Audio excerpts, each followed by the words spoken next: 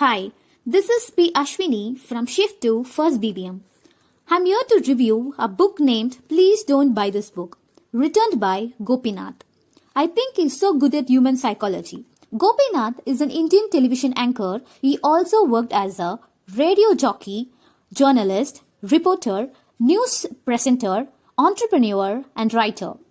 He started up with the introduction saying, "Please don't buy this book, because I haven't said anything new and I just recapped for you what I learned from people, the book I read, and the travel I made." And he ensuring this book will not be a turning point of your life, but it will help you to discover yourself.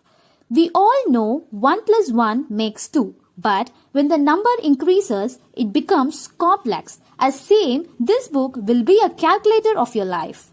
As the chapters, he listing out 15 points. Chapter 1 says, where is happiness? Happiness is in your desire to be happy. When you look happiness outside yourself, even it can be your auto driver who screamed at you, "Do you know the price of the petrol?" Not only that, a tasteless food in a tiffin box, a friend's prank call make you sad. So, just imagine how your happiness in this tiffin box spoils it. So simple. There is no need to look too far. It is just lies right there in your mind. Chapter 2 says, happiness or despair. We are so concerned about not to worry rather than to laugh. Even we guys used to say a dialogue that, "I have had too much fun today, so that I'm afraid something bad might befall tomorrow." The truth is, the life is the mixture of both happiness and sorrow. Laugh more and cry more instead of controlling them. Chapter 3, Commitment to Work. It won't be difficult when you're doing a job wholeheartedly and vice versa. It might be find difficult when you don't like it. There are thousands of people waiting to do that job wholeheartedly. Why not leave it to them so that you can do what you wish? Even you are in a compulsion to do, then do it happily, because no other choice better than being happy. Chapter 4, Life. Make it interesting. Not to admire every little thing in this world, like a new flower shop with the fresh flowers, lovely kids on the way to school, enchanting music, and attention of our dear ones, and so on. If you get bored in life, make it interesting. It is as simple as that. Chapter 5, Success and Failures. There is nothing wrong in failures and no problem in your losing. What will happen to my image if the political opponents see me like this? This is the hilarious dialogue of popular Tamil film comedian Countermoney. Our imagination is our strength is living in harmony with our neighbors and society. In America, they don't bother about what others, whether it is good or bad. From a child's stumbling walk to Ghazni Muhammad's Mets attempts in waging wars are failures. So, there is no such things called defeat or success. It is simply doesn't exist for me, is said by Gopinath. Chapter 6, Problem Solving. We think if we figure out the problem, we may have to fix it or face the problem. Instead, we let go the problem to solve on its own. This is what psychology says. So, try to find problem and have to fix it. If the problem is too big to handle, don't try to solve it at one fell swoop. If you're trying to compile or compress or bind the problem into one fell swoop, then it will choke. As an example, if you swallow an apple in one go, you will choke. Consume it piecemeal, that will be easy, so that it will help to solve the problem without depression. Chapter 7, Love and Respect Yourself. Learn to respect yourself first. Adore yourself. The starting point how the world should look at you begins at you. When did you last admire yourself in the mirror? What is your weakness? What are your strengths? Have you ever examined and understood your weakness and your strength? What do you think in your excellence? Have you ever stood before the mirror and exclaimed like your heroines, "I are gorgeous," admiring yourself? Have you ever admired inner and outer beauty? How do you expect to be respected if you don't know how to respect yourself first? First, start appreciating yourself wholeheartedly. You will always remain extremely good looking. Chapter 8, Enslaved by Your Idols. It is not wrong to have your own opinions. However, if you say that you will cling to them steadfastly, irrespective of changing situation, you will be left alone. For an example, never say lies is your principle. A murderer is chasing a man. The man seeks your help and hides in your house. What will you tell the murderer? Will you say, "This it is my principle not to say lie. The man is in my house. You can go and murder him"? It is called dogma. If you claim to live for your foolish idols, no, you should not supposed to do. Don't you see your idols are actually obstructing your instead of directing? So principles are to guide you, not to enslave you. Chapter 9. Express your love.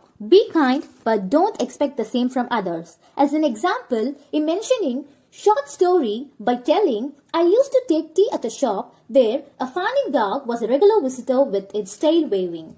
I could buy biscuits and other eatables for it. No longer it ate them, the waving of the tail would stop. It could take up other customers and start waving its tails. I could get peeved. I could think, I buy biscuits whenever I come here, and yet it does not have any distinguished care for me. One day, it was about 11 p.m. That day, I was at the tea shop enjoying a hot cup of tea. As usual, the dog came to me and started waving its tail.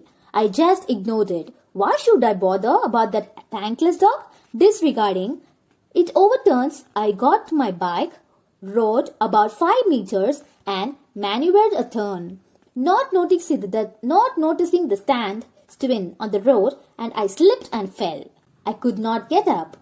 Surprisingly, the dog appeared from nowhere and started barking, running around me, and it panicked. Suddenly, it ran to the tea shop and barked again. In fact, it brought the tea master out of his shop. He looked around and noticing and rushing to me. I could realize how the dog panicked and barked the day. It's a pleasant experience to love and be loved regardless of others reciprocating it. Chapter 10. Born rich, born poor. You need not think or act like a poor. May even if you are a poor, your life is based on how noble or base your thoughts are. Your own destiny is shaped by your aspiration and thoughts. This is the universal law. So dream, dream, and dream. Chapter 11. Believe in yourself. Trust your subconscious mind. All your dreams will come true. Your subconscious mind has immense power. If you want the world to trust you, trust your subconscious mind completely. All your aspirations will come true. If your aspirations and the visions are crystal clear, then you are bound to success. Chapter 12. Why is the world against you? You seems to grumble no one understands you. Why not try to understand others first? If you claim that the whole world is up against you, it means you are up against the whole world. It is dangerous to trust strangers, but it is a disaster if you trust none. Chapter 13. Redeem your life. If grumbling can redeem your lost wealth, you can go on grumbling. Look at the world with a new determination that you're going to start it all over again. You will find the world of opportunities. Behold the memories and sorrows of our losses in the closed palm and suffer. If we realize them, we can come out of them. But we hold on to it.